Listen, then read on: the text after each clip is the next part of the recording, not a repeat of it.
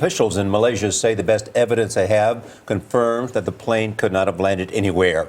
But there is still no confirmed sighting of any wreckage. This morning's search was called off because of bad weather. With us now from Washington, CBS News national transportation safety expert Mark Rosenker. He is a former chairman of the NTSB. Mark, good morning. Good morning, Charlie, Clarissa, Gail. Let me begin with this question. How confident are you that this satellite data, A, is accurate, B, is more likely to lead to finding the debris? Well, I really believe this does help narrow the search, Charlie.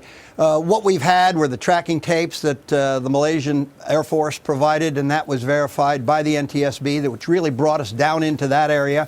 And when you combine that with the satellite photographs from the Australians, the Chinese, and the French, and then topped off with this innovative series of calculations and models that the Inmarsat people presented to the AAIB, which is the UK's version of the NTSB, I believe we've gotten a great opportunity to narrow this search here with credible operations. Why did it take so long?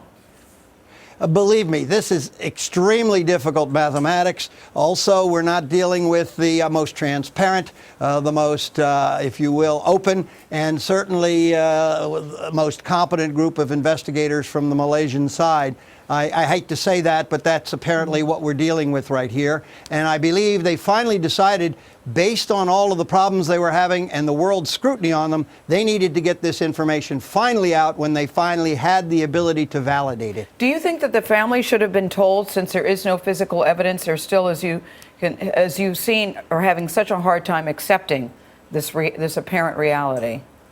This clearly was a very difficult question, but I think the Malaysian government felt the pressure. They didn't want to be holding on to information, as they have been accused of before, not releasing it, and then, of course, have to explain why they had this information, why they didn't share it with the families ahead of time.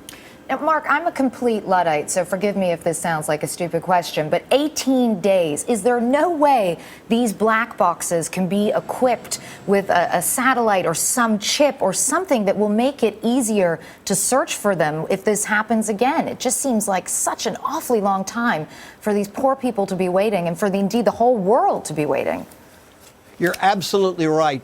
Unfortunately, what we have here is a 21st century series of parameters which are built into these black boxes, but we are dealing in 20th century concepts of operations, which means we have to recover the boxes before we can begin the investigation in earnest. I believe this is an investigation and this is an accident which may end up changing the way we investigate long-haul aircraft accidents. All right, Mark Rosenker, we thank you for joining us this morning.